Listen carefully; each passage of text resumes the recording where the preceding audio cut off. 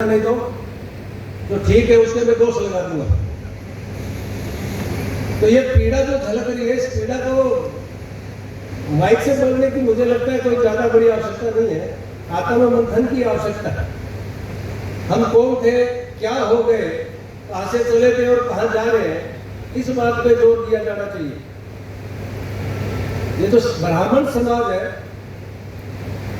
ये सिरमौर समाज है सबका। पंडित कोई व्यक्ति का नाम नहीं होता,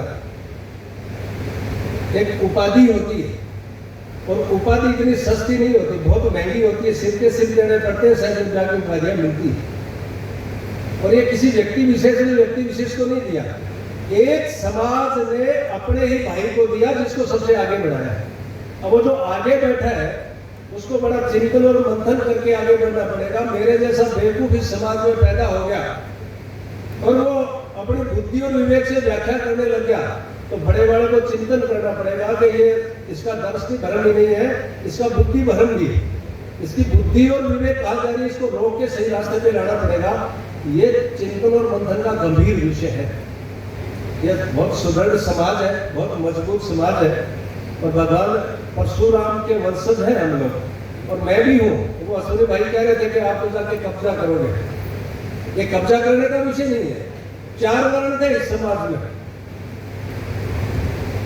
और जो लड़ाई जिनके हिस्से आई वो क्षत्रिय थे। तो भगवान परशुराम कौन थे, क्या किया था उन्होंने? जब जब अन्याय हुआ तो उन्होंने क्या किया था? नरसंहार तो किया होगा, लेकिन अच्छे लोगों का नहीं।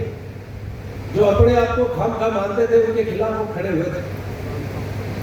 तो मैं जाट हूं, मेरा भी वही काम है। भगवान परशुराम जी का बोलता था, मैं तो संतान हूं उनकी, तो बांटने की जरूरत का है, कब्जा करने की जरूरत का है, ये तो अंडरस्टूड है।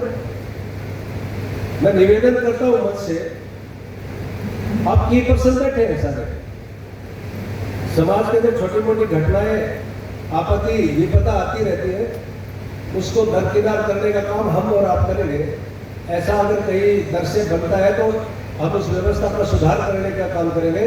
और एक निवेदन करता हूं मैं आयोजन समिति से, दयानंद मेरे बड़े भाई हैं, ये पूर्व अध्यक्ष भी रहे, वर्तमान में भी व्यवस्था बहुत अच्छी देखते हैं, और एजुकेशन डिपार्टमेंट में एक अच्छा नाम भी रहा। एक बुद्धिजीवी है, शिक्षा जिला में अगर नाम आता है तो बुद्धिजीवी में सबसे पहले आता है। मैं आपसे निवेदन करूंगा कि समाज के लिए त्याग करना होता है, समाज के लिए भोग की व्यवस्था नहीं होती। आप आगे चले हो तो पीछे मुड़ के मत देखिए, चिंता मत करिए, चिंतन करिए। और जिस दिन हम एक रास्ते में, एक डायरेक्शन में अगर ठीक ढंग से आगे बढ़ेंगे तो समाज की कोई नेगेटिविटी नहीं है जो हमें रोक लेगी।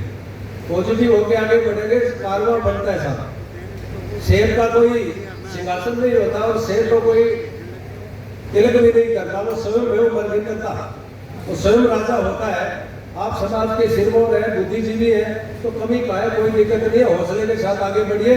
छोटे भाई के नाते जहाँ कहीं भी आवश्यकता महसूस करोगे, आपकी पीठ उगाड़े नहीं छोड़ेंगे, ये वादा है मन से। किसी